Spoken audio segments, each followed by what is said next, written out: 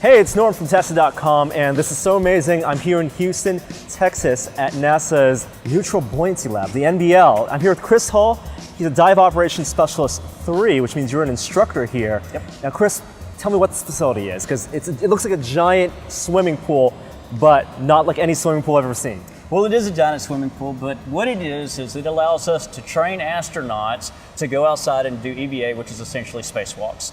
So what they can do before they ever go into space is get a chance to put on the suit and go through the tasks that they're going to be asked to do if they are asked to do one. If they're asked to go outside of the spacecraft, they're prepared to do that. They know how to work with the suit. They know the tasks that they're going to be doing, and they've done it 10 to 20 different times in the pool before they ever get sent and asked to do it in space. So the astronaut corps, when whatever the class is, they get suits fitted, and the EVA suits and special EVA suits for underwater, and here's where they simulate fixing a space shuttle, fixing the ISS, or working with other modules. It's the same suit. It's a suit that was on station that has been decommissioned. Yes, some things have been made different for the water, like we use umbilicals. Up in space they don't have that. In space they have a computer on their chest. We have a mock-up that helps us weigh them out, either by putting foam on it or by weight on it, depending on the subject. But all the suits are customly made to that astronaut as far as length, as far as glove. They want to make sure that it's a good fit. You're not getting hot spots, it's not rubbing on you. Astronauts could be in these suits in space 8 to 10 hours. In our pool, they're in for 6 hours at a time. How does this facility, how does being underwater, what do you do to make it simulate gravity, zero gravity as much as possible? Well, we have the three-dimensional axis. They can go up, they can go down, they can go left, they can go right, they can turn upside down.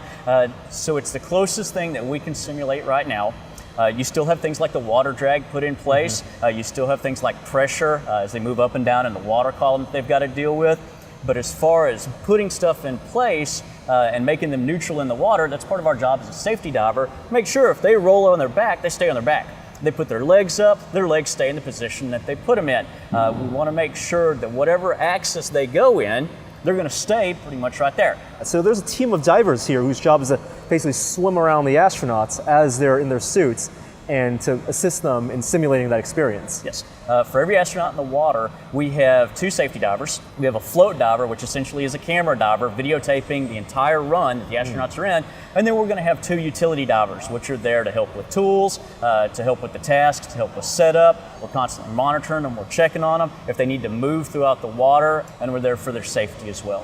When the NBL was originally built, you guys made it for the space shuttle, you guys have had mock-ups of space stations, and right now there's mock-ups of ISS modules. So can you talk about a little about what those mock-ups are and how they function? Now the mock-ups that you see in the pool are 1-to-1 config. Different material, obviously it's got to hold up to the water. We don't need the electrical or any of that. None of the interior. None of the interior, it's all the exterior. As far as every rail, as far as every bolt, as far as where every rail should be in place. If they have to go turn a bolt 98 times, they have to do that in the pool because they're going to have to do it in space. And which ISS module is in the pool right now?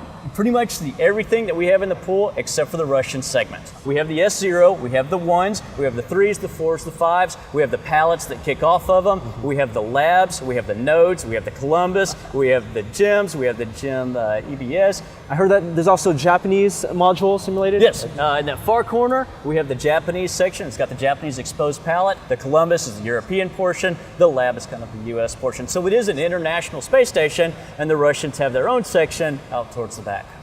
Do the Russians have their own NBL equivalent? They do. It's a much smaller pool. It's nowhere near this size, but they do their own training with their own suit. Now, the Russians don't use the same suit that we do. They use the Orlan, so they train specifically for that over in Star City in Russia. Now, you trained as a professional diver before you worked here at NASA. How is this pool and the diving experience different than commercial diving or recreational diving? We're in the water a whole lot longer than most people, and we put more hours in than just about anybody else in the world. Several hours at a time. You can put up to 4 hours in a day when you're working on with the astronauts. Outside of that, you could put in up to 5 hours a day if you're working on something else, working on mock-ups, doing commercialization diving. In a year, some of our divers put in up to 600 hours a year underwater. If people are interested in diving or recreational divers themselves, what is the right career path for them to try to be an NBL diver? Well, if you want to be a diver here, you can go to oceaneering.com.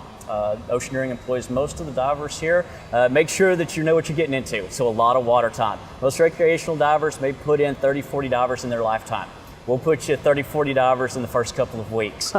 Chris, in addition to training astronauts, you also test potential new designs for spacesuits here also, right? Yes, an organization or company would come in, they would start their process as far as the TRR, so the safety reviews, on a new suit with their new ideas. We're in the process right now of doing a bunch of new suits. One of the organizations you can see behind us is coming through, and they're testing essentially the old Apollo suits, the flight suits that the astronauts were still using, to see if they could change it up a little bit and make it a suit that could be capable of doing a spacewalk. EVA. So if they had to go out and fix something, or if they had to go out and work on something, would this suit hold up?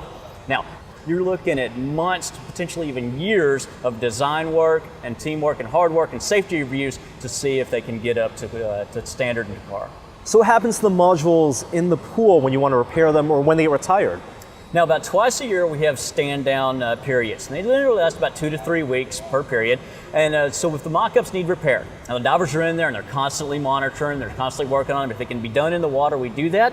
But about twice a year or once a year, we'll pull the mock-ups out, we'll go through, we'll replace all the handrails, we'll replace all the plastic, all the product that could essentially break down due to the chlorine that we use in the pool gets lifted up by our 2 major DMAG cranes that fly above the facility. Say these host up about 20 tons. So we'll break the mock-ups apart, we'll lift them off the stands, and we'll move them to our high base. That allows us to go in, do any kind of work, any kind of maintenance on these mock-ups, make sure that, well, in reality, they are what they're supposed to be, so the astronauts do get the most effective training.